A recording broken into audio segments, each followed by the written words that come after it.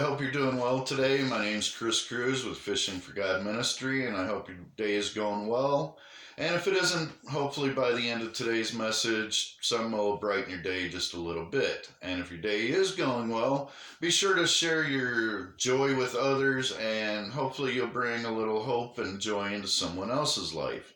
So today we're going to go ahead and start today's message with Matthew chapter 7, verse 7. Ask and it will be given to you. Seek and you will find. Knock and the door will be open to you. For everyone who asks receives. He who seeks finds. And to him who knocks the door will be opened.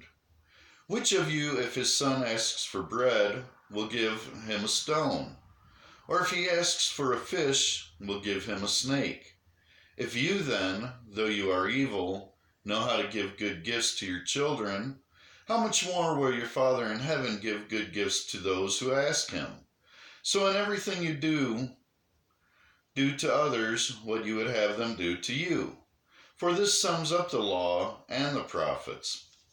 So when we have the desires of our heart, it's good that we go to God and ask him for it. Though he already knows what our desires are, when we ask him and put it on the table, he will make sure we get those desires, but in his time. So we've got to be more patient, because when we do things in our own efforts, they usually don't go as well as expected, or we never get those desires and we wind up with disappointment.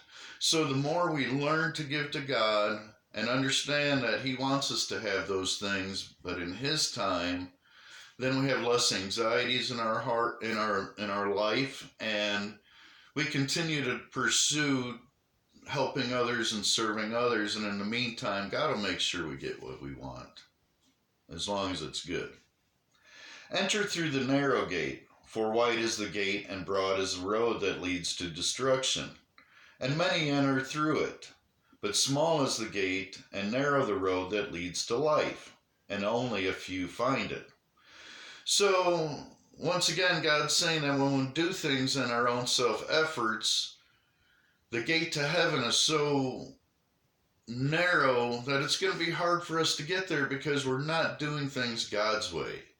And when we do things his way, that narrow gate becomes wider and wider, and then we learn to have peace in our life and we can enter it joyfully.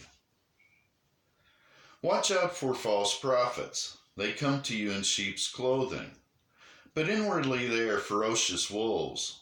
By their fruit you will recognize them. Do people pick grapes from thorn bushes, or figs from thistles? Likewise, every good tree bears good fruit, but a bad tree bears bad fruit. A good tree cannot bear bad fruit, and a bad tree cannot bear good fruit. Every tree that does not bear good fruit is cut down and thrown into the fire. Thus by their fruit you will recognize them. So even though people want to talk or talk like a good Christian, it's their actions that are really gonna show people who we are. So it's more than just talking the talk, it's walking the walk and being obedient to God. Not everyone who says to me, Lord, Lord, will enter the kingdom of heaven, but only he who does the will of my Father who is in heaven. Many will say to me on that day, Lord, Lord, did we not prophesy in your name, and in your name drive out demons, and perform many miracles? Then I will tell them plainly, I never knew you. Away from me, you evildoers.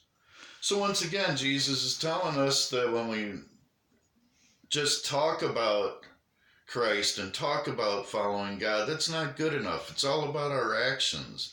And when our actions are pleasing to God, he'll bestow so many blessings on us. And the main blessing that we can receive is peace in our life, because every day someone or something is coming against us. So when we do things God's way, peace will be prevalent in our life. Therefore, everyone who hears these words of mine and puts them into practice is like a wise man who built his house on the rock.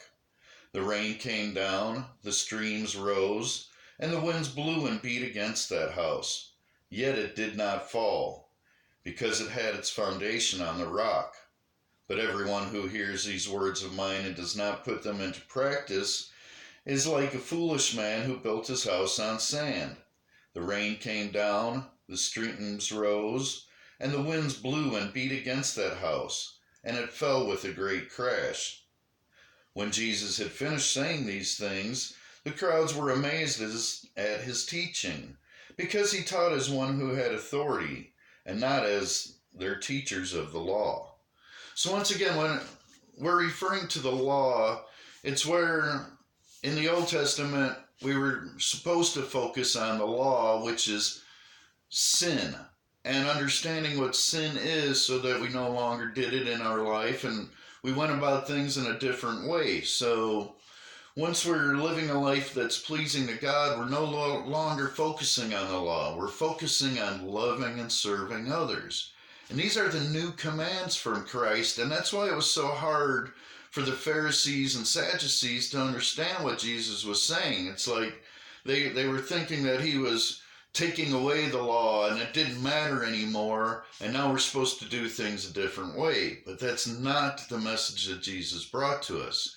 He says, yes, we're still supposed to obey the law, the 600 plus laws that God sent through Moses, but we're not supposed to focus on those anymore because they're written on our hearts. Now we're supposed to go above and beyond that.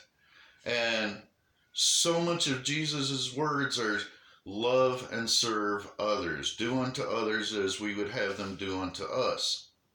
So let's continue to focus on being obedient to God and trying to do a turnaround in our life and not do things with our human nature so much and start to rely on our spiritual nature.